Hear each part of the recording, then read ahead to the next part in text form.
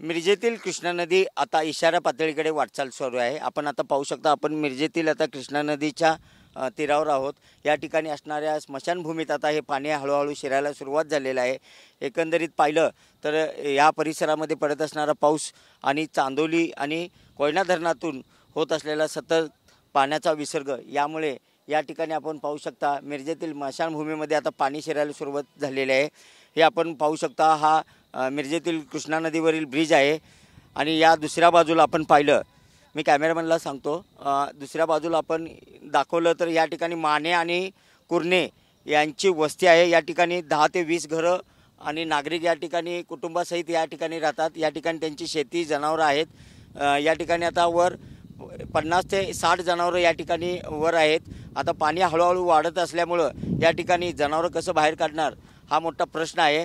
एकंदरीत पाहिलं तर सतत वाढत असलेल्या या मिरजेतील कृष्णा नदीच्या पाणी पातळीमुळे प्रशासनाने या ठिकाणी नागरिकांना सतर्कतेचा आदेश दिलेला आहे। कॅमेरामन विकी सोबत मी शंकर देवकुळे, TV9 मराठी, मिरज, सांगली।